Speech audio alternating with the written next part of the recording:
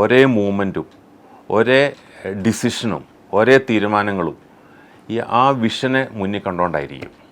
നമ്മുടെ വിഷൻ ഇല്ല എങ്കിൽ, നമ്മൾ ഇന്നത്തെ കാര്യമോ നാളത്തെ കാര്യമോ മാത്രമേ ആലോചിക്കുന്നുള്ളൂ എങ്കിൽ നമ്മുടെ തീരുമാനങ്ങളെല്ലാം അതുപോലെ ചെറുതായിരിക്കും. അപ്പോൾ നമ്മളറിയില്ല നമ്മൾ എങ്ങോട്ടാണ് പോകണമെന്നുള്ളത്. അതുകൊണ്ടാണ് ദീർഘവീക്ഷണം എന്ന് പറഞ്ഞ കാര്യം ബിസിനസ്സിൽ വളരെ ഇമ്പോർട്ടൻ്റ് ആണ്. പക്ഷേ ഇതിൻ്റെ അകത്തൊരു ശ്രദ്ധിക്കേണ്ട ഒരു കാര്യം, അത് റിയലിസ്റ്റിക് ആയിരിക്കണം, പ്രാക്ടിക്കലായിരിക്കണം നമ്മുടെ ദീർഘവീക്ഷണം. നമ്മൾ മെയിനായിട്ട് ഇപ്പോൾ ഒരു ബിസിനസ്സിനെ സംബന്ധിച്ചിടത്തോളം തീർച്ചയായിട്ടും അതിൻ്റെ ഗ്രോത്താണ് നമ്മൾ വെർട്ടിക്കലും ഹൊറിസോണ്ടലും, അതായത് നമ്മൾ ഡൈവേഴ്സിഫൈ ചെയ്ത് പോകാം, ഉള്ള ബിസിനസ് മുകളിലേക്ക് കൊണ്ടുപോകാം. അതിൽ ഗ്രോത്താണ് അതിൻ്റെ ഇൻഡിക്കേറ്റർ. പക്ഷേ അതിലേക്ക് പല കാര്യങ്ങളും വേണ്ടി വരും. അപ്പോൾ ഈ ദീർഘവീക്ഷണം നമ്മൾ കണ്ടിരിക്കുന്നത് പലർക്കും ദീർഘവീക്ഷണം നമ്മുടെ മനസ്സിൽ തന്നെ ഇരിക്കുകയാണ്.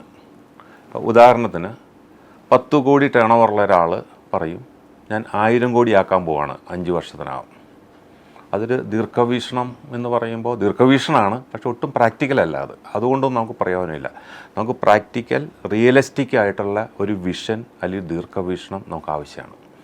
അത് റിയലിസ്റ്റിക് ആണോ എന്നുള്ളത് നമ്മൾ എൻഷുർ ചെയ്യണം. അത് നമ്മൾ തന്നെ എൻഷുർ ചെയ്താൽ പോരാ, നമ്മളുമായിട്ടുള്ള ബന്ധപ്പെട്ട് നമ്മുടെ കൂട്ടത്തിൽ ഈ ബിസിനസ്സിൽ വർക്ക് ചെയ്യുന്ന എല്ലാവരുമായിട്ട് ആലോചിച്ച് വേൾഡിൻ്റെ അല്ലെങ്കിൽ എക്കോണമിക് സിറ്റുവേഷൻ, ഗ്രോത്ത് സിറ്റുവേഷൻ, പല ക്രൈറ്റീരിയാസ് കൂടിയിട്ടാണ് നമ്മൾ ആ ദീർഘവീക്ഷണത്തിനെ ഒന്ന് വാട്സാറ്റ് ഒരു ഫിഗറിലാക്കണം, അല്ലെങ്കിൽ ഒന്ന് ഡോക്യുമെൻ്റ് ചെയ്യണം.